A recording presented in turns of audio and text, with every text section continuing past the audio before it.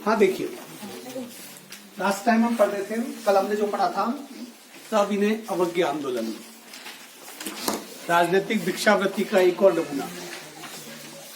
और सविनय अवज्ञा आंदोलन में 30,000 से ज्यादा लोगों को जेल में भेजा गया, आंकड़ा इससे बहुत ज्यादा था। और उसके अलावा तो वो आंदोलन असफल हुआ। गांधी इरविन के बीच में समझौता हुआ, गोलमेज सम्मेलन हुआ, उसके बाद वो आंदोलन असफल हो गया। और गांधी जी ने क्या किया उसके बाद? उन्होंने कांग्रेस की प्राथमिक सदस्यता से त्याग पत्र दे दिया। अब गांधी कब क्या करते थे ये कुछ कभी पता ही नहीं चलता था। गांधी जी के दिमाग का MRI होना चाहिए, सीटी स्कैन होना चाहिए, ताकि पता चले कि इस आदमी के दिमाग में क्या चल रहा है। और फिर अचानक उन्होंने कुछ दिनों के लिए व्यक्तिगत सत्याग्रह, कि अब सामूहिक लड़ाई नहीं लड़ेंगे, हर व्यक्ति अपने आप पे सत्याग्रह करेगा। सत्याग्रह का मतलब ये था कि भूख हड़ताल करेगा, आमरण अनशन करेगा, अपने साथ कुछ लोगों को ले जाकर सरकारी जो संस्थान है वगैरह, अंग्रेजों के जो हेड ऑफिस है वहां पर धरना प्रदर्शन करेगा। और इस प्रकार से उन्होंने व्यक्तिगत सत्याग्रह प्रारंभ किया और अपने स्तर पे जेल भरो आंदोलन, जेल में चला जाएगा। क्योंकि गांधी जी की एक विशेषता तो थी, उन्हें पता था कि सिस्टम को कैसे परेशान किया जाए। आज के जो नेता करते हैं ना, रैलियां करते, ये करते हैं, झूठी बातों पर भी रैलियां कर लेते हैं। अभी एक बिल आया था लोकसभा में किसानों के लिए, ताकि उन्हें किसान जो खेती करते उन्हें अपनी फसल का अच्छा दाम मिल सके। अभी पंजाब उबल रहा है, किसान सड़कों पर है। जो किसान उस आंदोलन में आए हैं उनको यही पता नहीं कि आंदोलन क्यों है, जबरदस्ती पकड़ के लाते हैं। उनकी रेट फिक्स होती है, 100 रुपया, 200 रुपया, 300 रुपया, 500 रुपया, और 2 टाइम का खाना। और क्या चाहिए इस कोरोना के समय में? और वो आ जाते हैं, मतलब क्यों? परेशान करना है। गुर्जरों का आंदोलन हुआ था आरक्षण के लिए, क्या करते हो? रेलवे पटरी पे बैठ जाते हैं, सिस्टम को परेशान करना। गांधी जी भी सिस्टम को ऐसे परेशान करना जानते थे। तो जो व्यक्तिगत सत्याग्रह हुआ कि एक्चुअल में क्या हुआ था कि सेकंड वर्ल्ड वॉर तब शुरू हो गया था 1939 के आसपास, द्वितीय विश्व युद्ध। और भारत से बिना पूछे इस बार भी द्वितीय विश्व युद्ध में धकेल दिया गया। इससे पूरे देश में आक्रोश था, क्योंकि हम विश्व युद्ध लड़ना ही नहीं चाहते थे, हम अपने सैनिकों का बलिदान नहीं चाहते थे। इसलिए जो आक्रोश पैदा हुआ, उस एक तो वो आक्रोश, और फिर 17 अक्टूबर 1940 से व्यक्तिगत सत्याग्रह प्रारंभ हो गया। प्रश्न पूछेगा, व्यक्तिगत सत्याग्रह के पहले सत्याग्रही कौन थे? कौन थे? विनोबा भावे। दूसरे थे विनोबा भावे, वही थे जिन्होंने बुदान आंदोलन चलाया था। जिनके पास ज्यादा जमीन है वो उनको जमीन दे दे, जिनके पास नहीं है। उस आंदोलन के प्रेरक थे, प्रेरणा थे। दूसरे सत्याग्रही थे नेहरू। तीसरे थे ब्रह्मदत्त। पुलिस ने इन्हें गिरफ्तार कर लिया, जेल में डाल दिया गया। और आपको पता है कि उस समय इन बड़े लोगों को जब जेल में डालते थे बड़े मजे होते थे। घर में जैसी सुविधा नहीं होती थी वैसी सुविधा इनको मिल जाती थी। महलों में डालते थे इन्हें। इनकी जेलें कौन सी होती थी? महल होते थे। अभी देखा आपने कुछ दिनों पहले, 2-3 दिन पहले एक वीडियो वायरल हुआ, ऑडियो, लालू यादव जेल में, कोर्ट ने सजा दी है, वहां रख के फोन करके धमका रहा है विधायकों को। अर्थात कि सिस्टम तब भी वही था, आज भी वही है, बदला कुछ भी नहीं है। तौर तरीके बदल गए। आज अंग्रेजों का ठप्पा नहीं रहा, पर तरीके वही है। तो इस प्रकार से ये व्यक्तिगत सत्याग्रह बने। और इस पूरे व्यक्तिगत सत्याग्रह में भी 30,000 से ज्यादा लोगों को क्या कर दिया गया? जेलों में डाल दिया गया। और यही वो दौर था जब नेहरू ने जेल में रहते हुए किताब लिखी थी, डिस्कवरी ऑफ इंडिया, भारत एक खोज, जिसके ऊपर एक बहुत पहले धारावाहिक भी बन चुकी थी। और ये लोग टाइम पास करते थे उसमें बढ़िया। और आजादी आजादी का ये खेल चल रहा था। अभी भी आजादी हमसे काफी दूर थी। और उसके बाद वक्त आया 1942, भारत छोड़ो आंदोलन। ये वक्त 1885 में आ जाना चाहिए था। 1885 से 1942 कितना समय हुआ? लगभग 57 सालों का समय। 57 सालों के इस समय में हमने लुका छिपी का जबरदस्त खेल खेलते रहे। आपको यदि आजादी चाहिए तो आपको क्या करता है? यदि किसी को खूंटे से बांध रखा है तो वो व्यक्ति क्या करेगा? खूंटा तोड़ देगा। जंजीरों से मुक्त होने के लिए क्या करेगा? जंजीरें तोड़ देगा। या कई बार जंजीरों से मुक्त होने के लिए अपना पांव काट देगा, क्योंकि उसे आजादी चाहिए। पर हम 55 साल तक क्या करते रहे? जिन जंजीरों से बंधे हुए थे उससे प्यार मोहब्बत करते रहे, उसके साथ उस जंजीरों के साथ हम इलू पिलू खेलते रहे। ये बहुत बढ़िया लोग हैं, बहुत अच्छे लोग हैं, कितने गोरे चिट्टे लोग हैं, कोट टाई पैंट पहनते हैं, कितने समझदार लोग हैं, आज नहीं तो कल आजाद कर देंगे।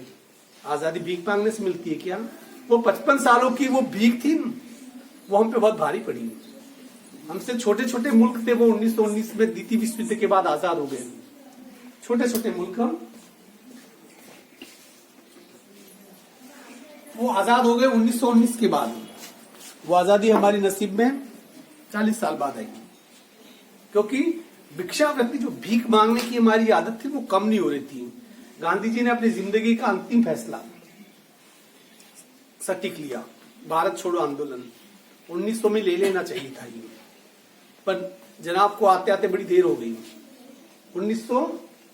14 जुलाई 1942 वर्धा कांग्रेस की मीटिंग हुई। मीटिंग में फैसला किया गया कि अपन अब क्विट इंडिया, अंग्रेजों भारत छोड़ो, उन्होंने एक नारा दिया। और 8 अगस्त 1942 इसकी वर्षगांठ भी हम हर साल मनाते हैं। कई लोगों को यही पता नहीं क्यों मनाते हैं। 8 अगस्त 1942 जो कांग्रेस का जो अधिवेशन हुआ उसमें एक प्रस्ताव दिया गया, अंग्रेजों भारत छोड़ो।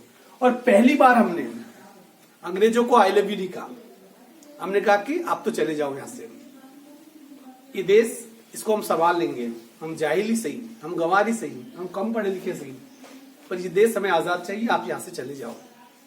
और एक नारा दिया गया, क्विट इंडिया, अंग्रेजों भारत छोड़ो। और गांधी जी ने उस अधिवेशन में एक नारा दिया, डू एंड डाई, करो या मरो।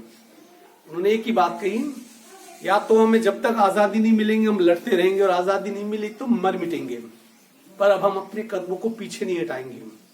और इस आंदोलन की कोई भी रूपरेखा नहीं थी। देखिए, एक साइकोलॉजिकल देखिए, पहले के जितने आंदोलन हुए बड़े प्लानिंग के साथ हुए थे, सब के सब असफल हो गए, क्योंकि उन आंदोलनों का जो लॉजिक था वो गलत था।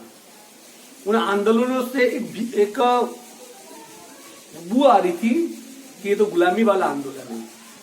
पर जिस समय बिना प्लानिंग से ये कहा कि अंग्रेजों भारत छोड़ो, और पूरा देश उठ खड़ा हो गया, क्योंकि पहली बार कोई ऐसा आंदोलन था जिसके अंदर हमें आजादी की महक आ रही थी, और पूरा भारत एक साथ उठ खड़ा हो गया।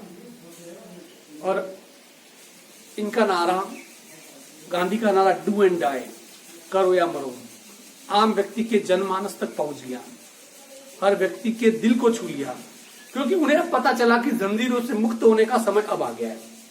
क्योंकि इसके पहले हम एक जंजीर को खोलकर दूसरी जंजीर अपने पैरों में बांध रहे थे। उन सभी आंदोलनों में, चाहे असहयोग आंदोलन हो, सभी ने आंदोलन हो, जो भी आंदोलन जितने भी हुए, उसमें एक गुलामी को छोड़कर हम दूसरी गुलामी की बात कर रहे थे।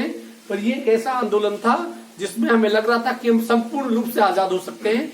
इसलिए भारत में उसमें 30, 40, 50 करोड़ जितने भी लोग थे, सभी लोग कंधे से कंधे मिलाकर इस आंदोलन में खड़े हो गए, और नारा था डू एंड डाई। ये एक स्वतः स्फूर्त था, यहाँ किसी को प्लानिंग की जरूरत नहीं पड़ी। यदि किसी भी कार्य के पीछे आपका मकसद बहुत बड़ा हो, उद्देश्य बहुत क्लियर हो, उद्देश्य में यदि ईमानदारी हो, तो किसी योजना की जरूरत नहीं पड़ती है, किसी प्लानिंग की जरूरत नहीं पड़ती है, अपने आप व्यक्ति खड़ा हो जाएगा। क्योंकि कौन आजाद नहीं होना चाहता है, कौन अपने पैरों में पड़ी हुई जो भारी भारी बेड़ियां है उससे मुक्त क्यों नहीं होना चाहेगा। इसलिए यह आंदोलन स्वतः स्फूर्त था। लोगों ने अलग अलग प्रतिक्रिया दी।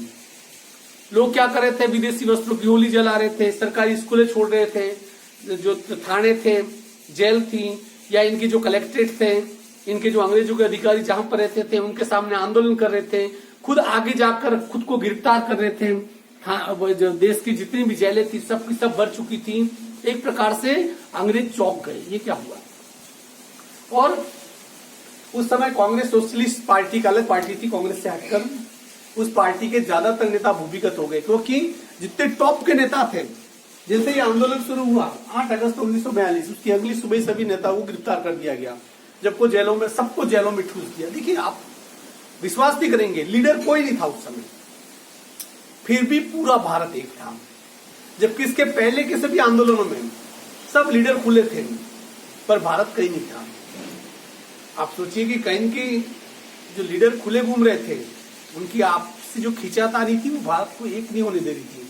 उन सबको जेलों में पटक दिया, और मेरा तो पूरा यकीन है कि उन सभी नेताओं को यदि जेल के बाहर रखा होता तो ये आंदोलन भी सफल नहीं होता, क्योंकि वो एक दूसरे की क्या करते हैं, टांग खिंचाई करते हैं। सब लीडर जेल में और पूरा भारत खुला, और पूरे भारत में जिसे कहते हैं कि आजादी की लहर जम्मू कश्मीर से लेकर कन्याकुमारी तक, इधर लास्ट बर्मा से लेकर फिर पाकिस्तान के अंतिम छोर तक, जो आज पाकिस्तान है वो पहले भारत का हिस्सा हुआ करता था, क्योंकि इस समय तक अलग पाकिस्तान की कोई बू नहीं आई थी। और पूरे देश में एक प्रकार से एक एनर्जी पैदा होने लगी, और जो भूमिगत जो नेता थे, कांग्रेस सोशलिस्ट पार्टी के नेता थे, भूमिगत हो गए, उसमें से बड़े बड़े नाम थे। सबसे उन्होंने अंडरग्राउंड रह के काम किया, जो गिरफ्तार नहीं हुए। उसमें सबसे पहला नाम था जेपी, जयप्रकाश नारायण, जो बाद में 1971-72 में समग्र क्रांति के प्रेरणाता बने। जो आज बीजेपी है, उसके एक प्रकार से वो जिन्हें जनक कहा जा सकता है। बीजेपी को पैदा करने वाले वो थे, जनसंघ को पैदा करने वाले ही वो थे, जेपी नारायण।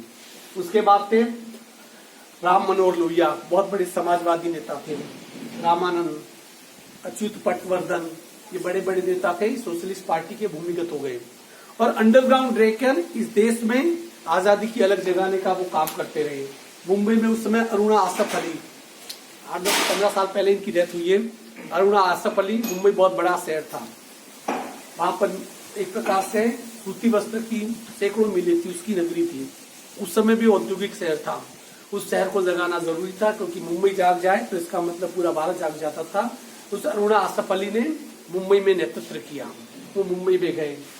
उस पूरे आंदोलन में 10,000 से अधिक लोग मारे गए। कितने लोग? 10,000 से अधिक लोग मारे गए, ये सरकारी आंकड़ा, इससे ज्यादा मारे गए होंगे। गिरफ्तार कितने लोग गिरफ्तार हुए उसकी तो कोई संख्या ही नहीं, अनलिमिटेड। और उस समय कहीं के अंग्रेजों को डर लग रहा था, क्योंकि आपको पता है कि इस घटना के पर्दे के पीछे बहुत बड़ी कहानी चल रही थी, जिसका जिक्र इसके अंदर नहीं है, और इसके बाद की घटनाओं का तो जिक्र ही नहीं है। यहाँ पर आके आपकी इस किताब ने इतिहास के ऊपर फुल स्टॉप लगा दिया है। इसका जिक्र क्यों नहीं है वो भी मैं आपको बताऊंगा, और सबसे बड़ा क्वेश्चन मार्क है एक प्रकार से। बैकग्राउंड में कहानी चल रही थी, यही वो दौर था जब सुभाष चंद्र बोस ने आजाद हिंद सेना का नेतृत्व किया, आजाद हिंद सेना बनाई। कहां पर जाकर? सिंगापुर में जाकर देश छोड़ के चले गए, क्योंकि सुभाष चंद्र बोस को नजरबंद कर दिया गया था, अपने घर में बंद कर दिया गया था। पर सुभाष चंद्र बोस एक अलग ही शख्सियत थे, एक अलग ही व्यक्तित्व थे। देश छोड़ के चले गए वो, एक दिन अपना भेष बदला, जितने भी सैनिक थे जो उनकी नजरबंदी करने वाले थे उनको गच्चा दिया, और भारत छोड़ के चले गए, सिंगापुर चले गए। सिंगापुर रेडियो से उन्होंने घोषणा की कि मैं आजाद हिंद फौज का निर्माण कर रहा हूँ, देश की आजादी के लिए जो भी लड़ना चाहता है वो इस फौज में शामिल हो। और उस समय उस आजाद हिंद फौज में हजारों सैनिक भारत से जाके वहां शामिल हो गए। ये भी कहा जाता है कि यही सुभाष चंद्र बोस उस समय द्वितीय विश्व युद्ध का जो खलनायक था, हिटलर, जो जर्मनी का चांसलर था, उस हिटलर से मिला। सुभाष चंद्र बोस हिटलर से मिले, और चूंकि इंग्लैंड हिटलर के खिलाफ युद्ध कर रहा था द्वितीय विश्व युद्ध में, से अमेरिका वगैरह सब साथ में थे, तब सुभाष चंद्र बोस ने मदद ली हिटलर से, हथियार वगैरह लिए, और उन्होंने कहा कि मैं अंग्रेजों के खिलाफ लड़ूंगा। अंग्रेजों से सुभाष चंद्र बोस की कोई दुश्मनी नहीं थी, उनकी दुश्मनी थी कि भारत में जितने भी अंग्रेज हैं उन्हें क्या कर दिया जाए, भगा दिया जाए।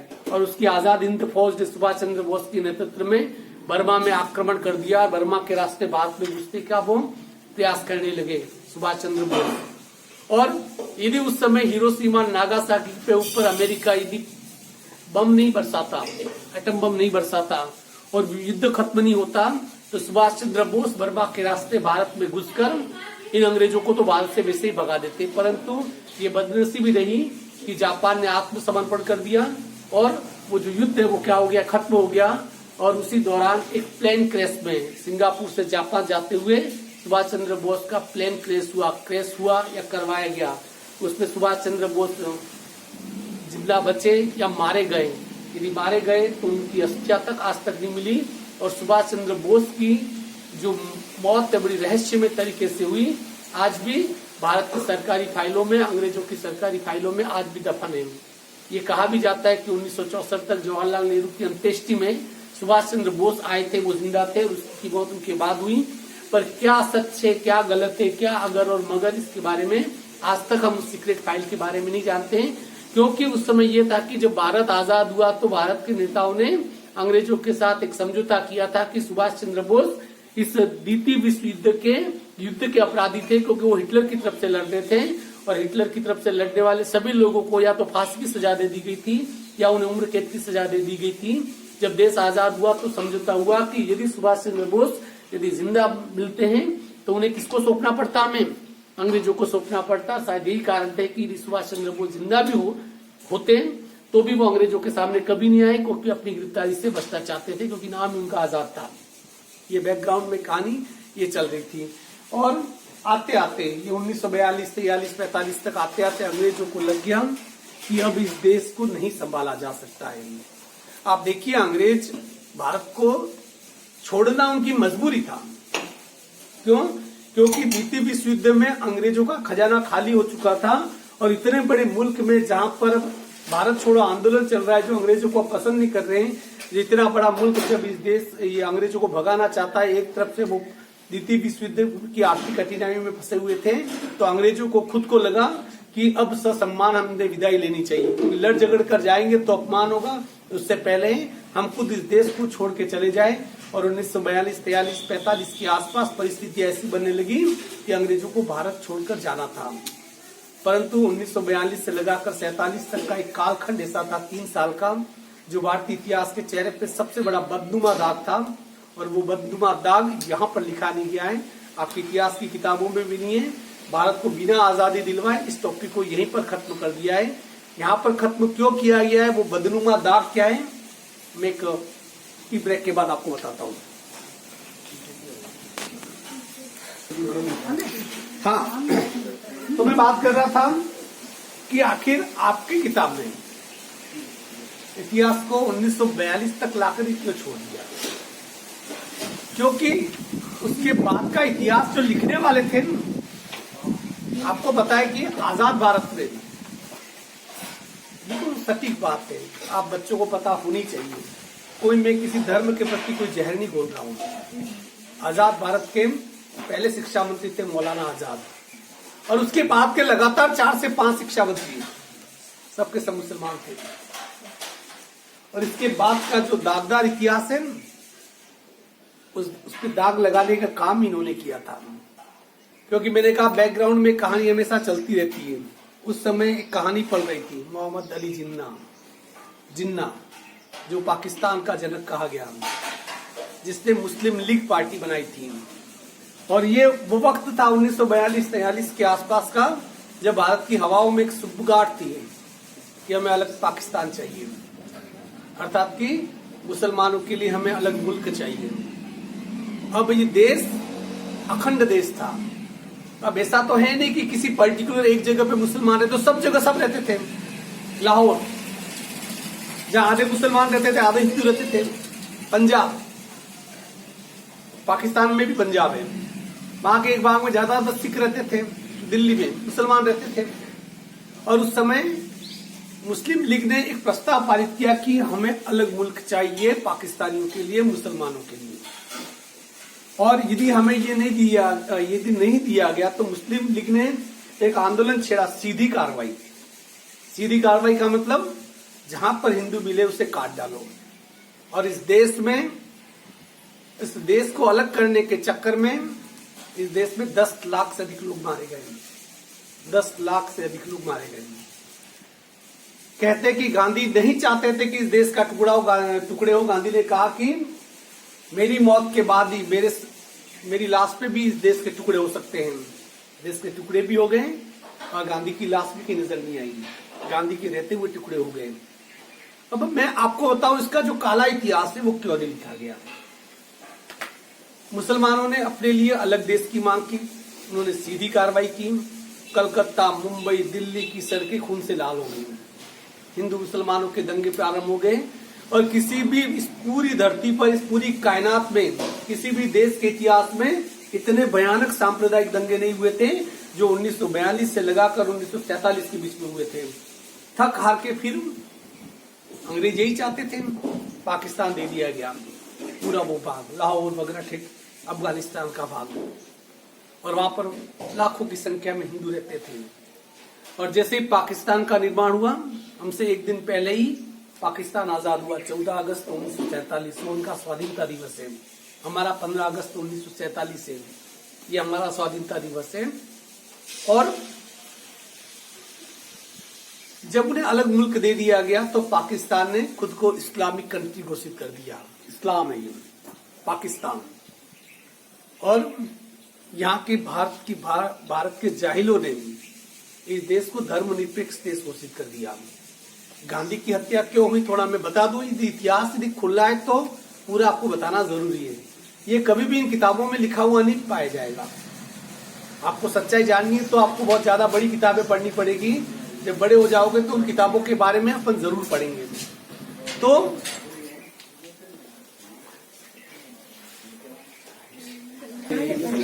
हाँ, मैं बात कर रहा था कि उस इतिहास को जानना आपके लिए बेहद जरूरी है। पाकिस्तान अलग बन गया, भारत अलग। भारत को धर्मनिरपेक्ष देश घोषित कर दिया कि आओ भारत तो धर्मशाला है, कोई भी आओ रह सकते हो। और पाकिस्तान अलग देश बन गया। और पाकिस्तान से और भारत से उस समय के दृश्य, एक किताब पढ़ना खुशवंत सिंह की, ट्रेन टू पाकिस्तान। जब वहां पाकिस्तान से जब ट्रेन आती थी, ट्रेन के अंदर वहां हिंदू बैठ के जो आते थे, 1000, 2000, 4000 जो लोग होते थे, उन हिंदुओं को काटकर पूरी ट्रेन भरकर उस ट्रेन के ऊपर खून से लिखा होता था, gift for Nehru and Gandhi, Gandhi के लिए उपहार। और लाशों से भरी हुई ट्रेन आती थी। हम भी कोई कम पशु तो नहीं थे, हम भी यहाँ से जब ट्रेन जाती मुसलमानों से भरी हुई तो हम भी काट के भेज देते हैं। और पाकिस्तान से भारत आने वाला जो रेला था हिंदुओं का, जैसे ही पता चला कि पाकिस्तान एक अलग मुल्क बन गया और पाकिस्तान लाहौर में लाखों हिंदू रहते थे, अपना सब कुछ वैसा का वैसा छोड़कर, घर परिवार, बहुत बड़ी बड़े महल वगैरह थे इनके, बहुत पैसे वाले थे लाहौर में भारत, वो पैसा का पैसा छोड़ के वहां से पैदल आना शुरू हो गए। और जो कारवा था, जो वहां से आने वाले लोगों का जो कारवा था, वो सैकड़ों किलोमीटर दूर था। और उसकी मॉनिटरिंग हविजाज से होती थी। उस समय भी हविजाज बन चुके थे। परंतु इसके बीच में जो दंगे फसाद चालू रहे, जो वहां पर रहे, वहां जो हिंदू औरतें रही, उनके साथ जबरन बलात्कार किए गए, उन्हें गायब कर दिया गया, जबरन उनसे शादियां की गई। उनका धर्म परिवर्तन करने के लिए जो वहां पर बच गए, या तो उन्हें अपना धर्म बदलना पड़ा या उन्हें छिप कर रहना पड़ा। जबकि भारत में मुसलमान आराम से मजे में था, क्योंकि गांधी ने कह दिया था कि ये देश जितना हिंदुओं का है उतना मुसलमानों का है। यहाँ से जाने वालों की संख्या बहुत कम थी और आने वालों की संख्या बहुत ज्यादा थी। हिंदुओं को प्रताड़ित किया गया। हजारों मंदिर थे पाकिस्तान में, आज नाम के मंदिर नहीं बचे हैं। जबकि जितनी मस्जिदें 1947 में भारत में थे, उससे कई गुना मुसलमान इस देश में बढ़ चुके हैं। जबकि वहां जो आबादी थी उस समय पाकिस्तान में 1947 में जब पाकिस्तान आजाद हुआ था, 20% के आसपास हिंदू थे। आज घटकर 1% रह गए, 1%। अब बताइए बाकी लाखों करोड़ों जो हिंदू वहां पर थे, उनके साथ क्या हुआ? या तो उन्हें धर्म बदलना पड़ा या वो मिटा दिए गए, उन्हें मार डाला गया। आज भी आपने ऐसी बहुत सारी अखबारों में सुर्खियां पढ़ते होंगे कि वहां के परिवारों के साथ क्या हो रहा है। इन सब के बीच 1947 आ गया, 15 अगस्त 1947। और ठीक 15 अगस्त 1947 की आधी रात को हमें आजाद किया गया। और उस समय बड़े से बड़े ज्योतिष, आप यदि आपके घर में कोई यदि किसी पंडित से जब मिलो, पूछना 15 अगस्त 1947 की 15 अगस्त 1947 वो दिन कैसा था, ज्योतिष कहेगा कि भारत के इतिहास का सबसे काला दिन था। ज्योतिष शास्त्र के हिसाब से इतना खराब दिन था कि उसमें कोई भी शुभ काम हो ही नहीं सकता था। फिर भी भारत की आजादी की तारीख अंग्रेजों ने तय की 15 अगस्त 1947। जब देश के सभी ज्योतिषियों ने इसका विरोध किया तो थक कर फिर 15 अगस्त 1947 की ठीक आधी रात को, ठीक 12 बजी, ठीक जैसे 12 का घंटा बजा, जो भारत की जो पार्लियामेंट थी, वहां से जो अंग्रेजों का जो झंडा था, यूनियन जैक, उसे नीचे उतारा गया और इसकी जगह तिरंगा फहराया गया। और ये देश, जब पूरी दुनिया सो रही थी, अंधेरे की ठीक आधी रात अंधेरे में ये देश आजाद हो रहा था। देश आजाद हो गया 15 अगस्त 1947। उसके बाद की घटनाएं ज्यादा मायने रखती है, क्योंकि इसमें कुछ चीजें आपको बताना जरूरी है, क्योंकि इस देश के राष्ट्रपिता घोषित हो गए कहते कौन? महात्मा गांधी। और 1948 को महात्मा गांधी की हत्या हो जाती है। आपको तो सिर्फ इतना कहा गया कि नाथूराम गोडसे नाम के एक ब्राह्मण ने महात्मा गांधी की हत्या कर दी, परंतु क्यों हुई उसके बारे में इतिहास की किसी किताब में आपने नहीं पढ़ा होगा, क्योंकि आपकी किताबों में वो चीजें लिखी नहीं गई है, क्योंकि इतिहास बदनाम हो जाए, महात्मा गांधी बदनाम हो जाए। तो आपको बताओ, जब आजाद हम हो गए, जब इस पूरे देश में भयानक दंगे छिड़ गए थे, और उस समय एक जगह है कलकत्ता में, नोआखली। कलकत्ता उस समय भारत का सबसे घनी आबादी वाला क्षेत्र था, और नोआखली एक ऐसा क्षेत्र था मुसलमानों की आबादी थी। यदि कलकत्ता में जो दंगे शुरू हो जाते हैं तो ये देश सुलग उठता। तब पूरा देश आजादी का जश्न मना रहा था। उस समय महात्मा गांधी बड़ा जीवट वाला आदमी था, ये तो मानना पड़ेगा। महात्मा गांधी कहाँ चले गए? नोआखली की झोपड़ी में, जहाँ लाखों मुसलमान रहते थे, जहां पर यह अंदेशा था कि कलकत्ता में यदि दंगा शुरू हो गया तो उस दंगे को दुनिया की कोई ताकत रोक नहीं पाएगी और विश्व का सबसे बड़ा दंगा हो जाएगा। और ऐसी जगह पे चले गए महात्मा गांधी, नोआखली में रहने लगे, और उन्हें स्पष्ट कह दिया, हमारा रोज सुबह शाम सभा होती थी, कीर्तन होते थे, भजन कीर्तन होते थे, अजान और आरती दोनों साथ में होते थे। और धीरे धीरे उस संत का जादू चलने लगा, महात्मा गांधी का जादू चलने लगा, और नोआखली में दंगा जो शुरू हो गए थे वो धीरे धीरे खत्म होकर जीरो पे आ गए, और पूरा कलकत्ता शांत था, जबकि पूरा देश हिंदू मुसलमानों के दंगों से उबल रहा था। मार काट मची हुई थी, लाखों लोग मारे जा रहे थे, पर उस भयानक माहौल में भी नोआखली कलकत्ता शांत था। फिर दंगे जैसे जैसे साल भर के बाद जैसे तैसे रुकने के बाद फिर महात्मा गांधी, उस समय जब भारत और पाकिस्तान अलग हुए थे, भारत और पाकिस्तान के बीच में एक समझौता हुआ था कि पाकिस्तान के पुनर्निर्माण के लिए हम 65 करोड़ देंगे। भारत कितना देगा उन्हें? 65 करोड़ रुपया। परंतु भारत की स्थिति उस समय इतनी खस्ताहाल थी, इतनी खराब स्थिति थी कि भारत वो 65 करोड़ रुपया दे नहीं सकता था। तब वल्लभ भाई पटेल ने, जवाहरलाल नेहरू ने मना कर दिया कि हम दे नहीं सकते, पैसा ही हमारे पास नहीं है। तब गांधी ने आमरण अनशन शुरू कर दिया। महात्मा गांधी ने आमरण अनशन, कि जब तक पाकिस्तानियों को 65 करोड़ नहीं देंगे, भारत वादा खिलाफी कर रहा है, मैं न कुछ खाऊंगा, न पानी पीऊंगा, न कुछ नहीं, और भूख हड़ताल पे बैठ गए। वो भूख हड़ताल 21 दिनों तक चली, और परेशान होकर नेहरू ने तो एक बार ये भी कह दिया, लेट द महात्मा डाई, कि बापू को मर जाने दो, क्योंकि 65 करोड़ रुपये ला के कैसे दें। परंतु चारों तरफ से इतना दबाव पड़ा, किडनी वगैरह फेल होने लगी, लीवर वगैरह ये। तब नेताओं को ये लगा कि ये गांधी जी मारा गया तो उसके साथ साथ हम मारे जाएंगे, भूख हड़ताल में मारा गया। तब हमने 65 करोड़ रुपये हमारे पास नहीं थे, इधर से उधर कर्जा लाकर हमने किसको दिए? पाकिस्तान को दिए, और महात्मा गांधी ने अपनी भूख हड़ताल को तोड़ा। और जैसे गांधी वापस खा पी के बन ठन के बिल्कुल वापस मजबूत हो गए, और उसके बाद उन्होंने एक महायात्रा की तैयारी की।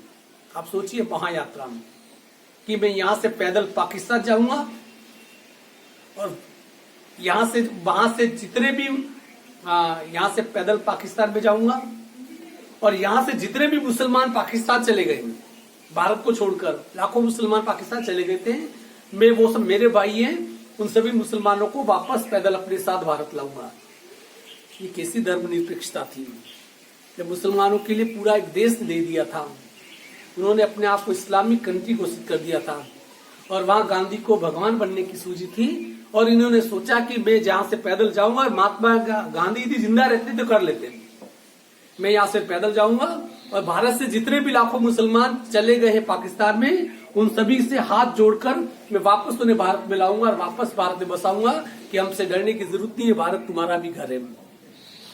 और जब ये बात पता चली, गोपाल गोडसे, नाथूराम गोडसे का भाई, ये हिंदू महासभा के कट्टर हिंदू थे, हिंदुत्व उनकी रगों में दौड़ रहा था। गोपाल गोडसे, नाथूराम गोडसे, और एक और नाम था जिसके बारे में आपने कभी नहीं पढ़ा, विष्णु करकरे।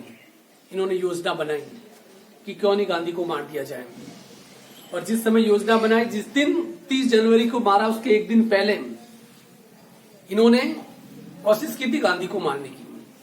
गांधी को मारने का जिस बिरला भवन में, महात्मा गांधी बिरला मंदिर, जहां महात्मा गांधी रोज शाम का कीर्तन करते थे, जिस जगह महात्मा गांधी बैठते थे उसके पास एक सर्वेंट क्वार्टर बना हुआ था। पहले उन्होंने तय ये किया था कि 29 जनवरी को सर्वेंट क्वार्टर में चले जाएं और वहां से जो रोशनदान है, रोशनदान से वो कारतूस फेंक देंगे महात्मा गांधी के ऊपर और महात्मा गांधी मारे जाएंगे।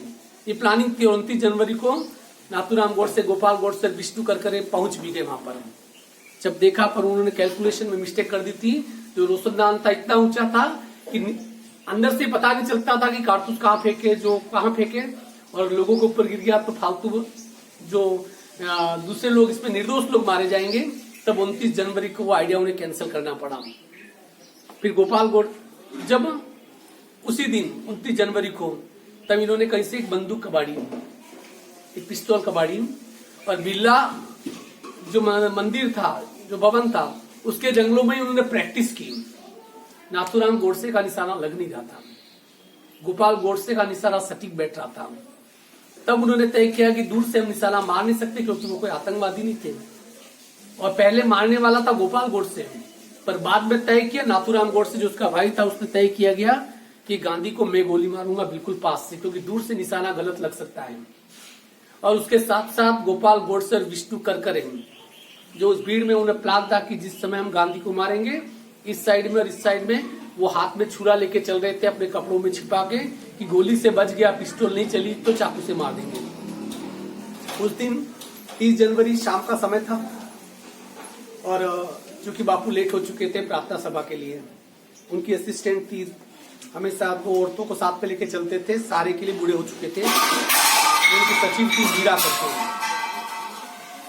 उनके साथ चल रहे थे। प्रार्थना सभा के लिए लेट हो रहे थे और जैसे पूरी दोनों तरफ भीड़ थी, रेलिंग थी, बीच में नाथूराम गोडसे आया, सामने गांधी थे 3 फीट की दूरी के ऊपर, और झुके चरण स्पर्श करने के लिए। गांधी ने रोक दिया कि भैया मैं पहले ही लेट हो रहा हूं प्रार्थना सभा के लिए, और जैसे ही झुके उन्होंने अपनी पिस्तौल निकाली और 3 गोलियां मारी, तीनों की तीनों सीने में, और महात्मा गांधी की मुंह से एक अंतिम शब्द निकला, हे राम।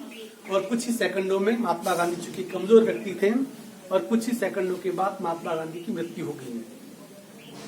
उस समय जब लॉर्ड माउंटबेटन, जो अंतिम वायसराय था अंग्रेजों का, जब उसे पता चला कि महात्मा गांधी की मृत्यु हो गई, तो उन्होंने सीधा सवाल किया, मारने वाला कौन था। तो बीच से अचानक किसी की आवाज आई, मुसलमान। तो वायसराय ने जितना चीख के कहना चाहिए था, जितना चिल्ला के कहना चाहिए था, उतनी पूरी ताकत से चीखा। उसने कहा कि मारने वाला मुसलमान नहीं था, मारने वाला हिंदू था। जबकि वायसराय माउंटबेटन को तो पता ही नहीं था कि मारने वाला कौन था, पर माउंटबेटन के दिमाग में चल रहा था कि जो गांधी को मारने वाला कोई मुसलमान निकल गया तो इस हिंदुस्तान के नक्शे से मुसलमान की नस्ल खत्म हो जाएगी, वो भयानक दंगे होंगे। और बाद में जब पता चला, उस समय ऑल इंडिया रेडियो था जो हर बात बात पे न्यूज चलाने लगता था। ऑल इंडिया रेडियो ने अपने सभी बुलेटिन आधे घंटे के लिए रोक दिए, और आधे घंटे की रोक के बाद फिर एक लाइन की न्यूज रेडियो के माध्यम से आई, क्योंकि उसमें टीवी नहीं थे, कि आज 30 जनवरी 1948 को महात्मा गांधी की फिर एक व्यक्ति के द्वारा हत्या कर दी गई, और उसका नाम था नाथूराम गोडसे, जो कि एक ब्राह्मण था। भाई देखो, कोई मुसलमान यदि गांधी को मार देता तो शायद इस देश का इतिहास कुछ अलग होता। और गांधी के सीने में गई 3 गोलियां। आज इस देश में कोई सवाल नहीं उठा सकता है कि गोडसे ने क्यों मारा।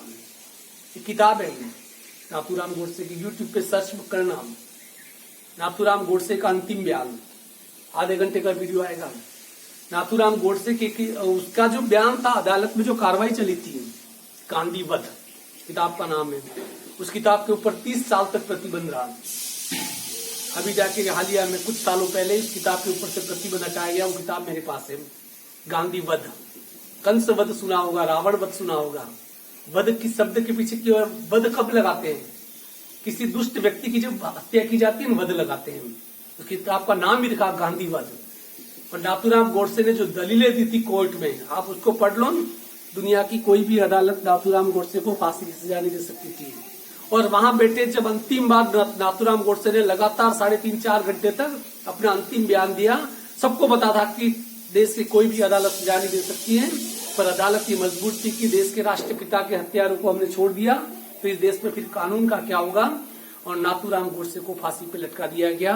गोपाल गोडसे, विष्णु करकरे, इन्हें आजीवन कारावास की सजा हुई। और उसके बाद कई सालों के बाद गोपाल गोडसे छूटे। और आज भी भारत में एक जगह है नाथूराम गोडसे का घर, जहाँ पर एक अखंड भारत का नक्शा बना हुआ है। और गोपाल गोडसे ने मरने के पहले कसम खाई थी कि जब तक ये देश वापस अखंड नहीं हो जाता है, अफगानिस्तान से लगाकर बर्मा तक ये पूरा भारत एक नहीं हो जाता है, तब तक मेरी अस्थियों को गंगा नदी में प्रवाहित नहीं किया जाए। और नाथूराम गोडसे की वो अस्थियां आज भी एक कलश में पैक है। हर साल उनकी फांसी के जिस दिन फांसी हुई थी उस दिन अखंड भारत के चारों तरफ कुछ लोग इकट्ठे होते हैं और वही कस्बे आज भी खाते रहते हैं। वो अलग बात है कि नाथूराम गोडसे की वो अंतिम इच्छा कभी भी पूरी नहीं हो पाएगी। अब मैं यहाँ खुल के इस कैमरे के सामने इतना बोल रहा हूँ, मुझे पता है कि मैं ऐसा कोई नहीं बोलता है। मैं ये कह रहा हूँ कि गांधी का वध करना, गांधी की हत्या करना गलत था, बिल्कुल कहता हूँ। राष्ट्रपिता की हत्या करना, क्योंकि आजादी दिलवाने में उनका योगदान था, उनकी हत्या करना गलत था। पर जिसने हत्या की उसके बारे में विचार करना भी बहुत जरूरी है, क्योंकि सवाल पूछने का हमारा हक है कि गोपाल गोडसे के से हाथों में कौन सी खुजली हो रही थी कि महात्मा गांधी जैसे अहिंसक व्यक्ति को मार डाला, वो भी गोलियों से। पर इस देश में सवाल पूछने का हक कोई नहीं है। इतिहास का ये काला पन्ना आपकी किताबों में नहीं है, यही तक है। इतिहास को यही तक लेके ठहरा दिया गया। मैं इससे थोड़ा आपको आगे ले गया, इसलिए कभी भी जरूरत पड़े थे इतिहास की बहुत सारी किताबें हैं, पूरा सच पढ़ना है तो उस पर जरूर पढ़ना। 5 मिनट का ब्रेक लेता हूँ, फिर अपन मैथ्स पढ़ते हैं।